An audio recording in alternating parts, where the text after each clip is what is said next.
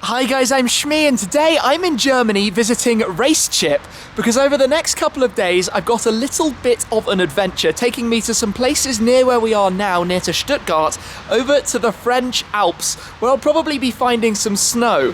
So that means I needed a means of transport, and that's going to be RaceChip's Porsche Panamera, the new Panamera, which is quite coincidental timing because only recently in my video asking you guys what car should replace my Ferrari FF in due course, other than a GTC4 Lusso, by an overwhelming majority, the next option was a new Panamera, which prior to now I hadn't actually featured in very much detail. So I'm going to be using this car. It's a 4S diesel with RaceChip's chip tuning box that I'll talk a little bit more about shortly, as well as the app and how they're all set up and what it is and what it does, and the performance numbers for this car. The stats are pretty mega. We'll also talk a little bit about these two, but it's all going to be about what's coming up over the next couple of days with the Panamera as I ascend into the Alps with it. So first, let's take a look at the other cars we've got here outside their facility. So we've got the Audi RS3, a car I've seen before, but this one takes stock power from 367 PS up to 410 and torque from 465 Newton meters to 520. Some pretty impressive gains from Audi's little hatch. Then we've got the Mercedes AMG C43. So quite interesting having the 43 here when you have the 63 at the top of the line. A C63S I actually drove the other day. So this car takes power again from 367. For some reason they have exactly the same. Up to 435 PS, but torque goes from 520 Newton meters all the way to 634, over 110 Newton meters gain by the secondary ECU chip box that I'm going to show you in the Panamera quite shortly, and how all of that works. Because of course it is a very big thanks to RaceChip for allowing me to use this car and showing it to you in more detail. So let's start talking about new Panamera in general. Still very distinctively Porsche Panamera. The front slightly reworked, redesigned of course. This car being the 4S, it's a four-wheel drive car. It has the 4-litre twin-turbocharged V8 diesel engine. Starts with 422 horsepower normally. This car up to 505. And the torque goes from an already whopping 850 to 1,050 Newton meters in this car. Around the rear, from a visual point of view, they've added this kind of new line up higher above the lights, above the Porsche logo, which gives it just a slightly nicer look.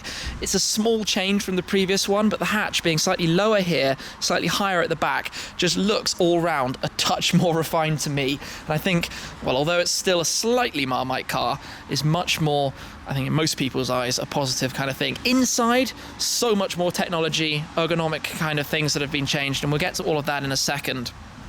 But what else can I show you on the outside? It's running with the OZ wheels.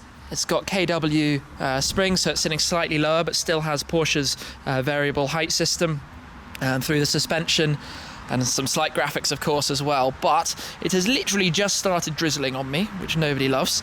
So let me come and sit in the car and show you and talk a little bit more about it.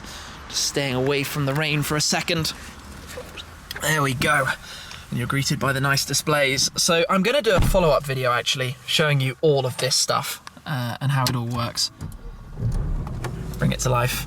And how all the screens and things work and interact, because there are lots of buttons and lots of settings and lots of modes, but just a sort of really quick glance while we're here right now, going to the drive. Oh, it takes a moment to start when you've just turned it on. And then in a second, I will open up the bonnet and show you the chip tuning box as well, and how it's controlled, because it's all done through your app. But you've got quite a lot of fun stuff. The spoiler is where, if you have the Panamera Turbo, it has that sort of splitting rear spoiler, and you can control it through there. I know how to find that already. But it's all in here just nice, refined, and well, quite well finished. And then you've got this rear screen and entertainment as well, so there's lots of that stuff. Let me actually turn it off, because I want to jump out and show you the chip box in the engine bay and explain a little bit about how this works. I've got HREs on the C43 there. So, in here, where there is not much space, by the way, it's all pretty compact, and even if you take off the engine cover, there is literally no room for anything. You have the RaceChip Ultimate Connect. So this box sort of connects in series. It's like a secondary ECU talking to the main ECU via a number of different sensors. So it doesn't allow the car to go outside of any of its original parameters, which means it's quite safe on the engine and performance. You're not straining any components. But what it does mean is that you can also change it back to stock or have different modes, for example, normal, sport and race mode. And it can sort of flash to the chip box and basically give you different levels of power or efficiency or whatever it is that you so desire, and you can control all of that through the app that I'm going to show you back inside in a second. But that's basically quite a simple little device to install, and it doesn't affect the original car, so it can be removed at any time. Drop the bonnet back down and jump back in. Probably shouldn't have started it before, but any moment of seat heating right now is quite nice. Even though it says 11 degrees, I don't believe it. It feels like there's much more of a chill than that, and there's even a pile of snow outside, so who knows. So let's open up the storage box where we have the phone here that I can demonstrate the app on. So press home to open, load the RaceChip app. You can see that it is a Porsche 4S diesel Panamera 2. Running 505 horsepower at 1037 Newton meters.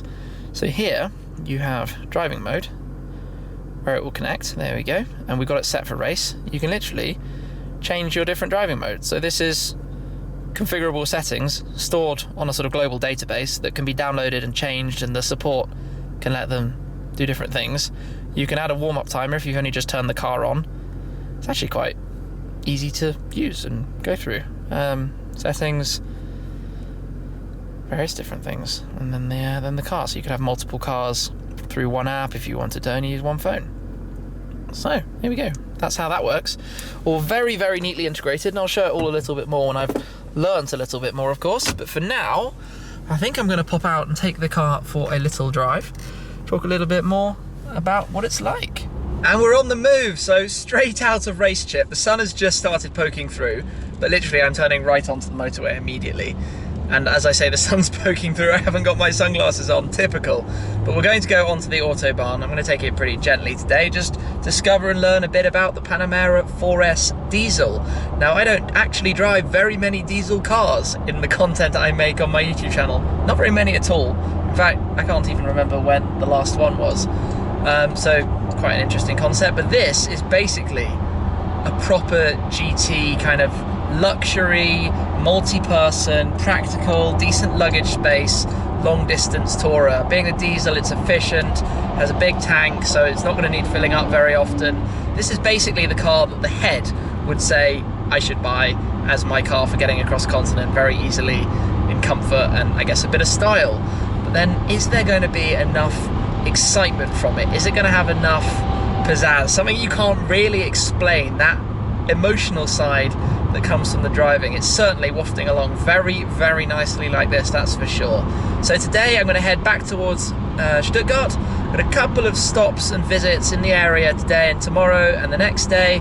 Then it'll be on the road on the way towards France. A long journey on the motorways, on the toll roads, the auto routes of France, up into the French Alps, where I'm then going to be based, trying to shoot some more content, see what's possible up there. But it's very, very kind of RaceChip to allow me to use this car for this purpose, and discover what it's all about. Just getting familiar with the car in the different conditions. So I'll try and have a play with the different settings on the app, explore, see everything.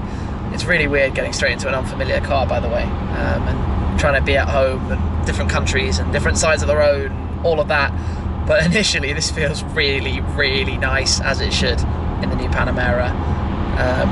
It's super quiet, cruising along, super quiet. No revving in the tunnel though, unlike some of my cars, or the FF in particular. But today, I'm heading towards the sunshine.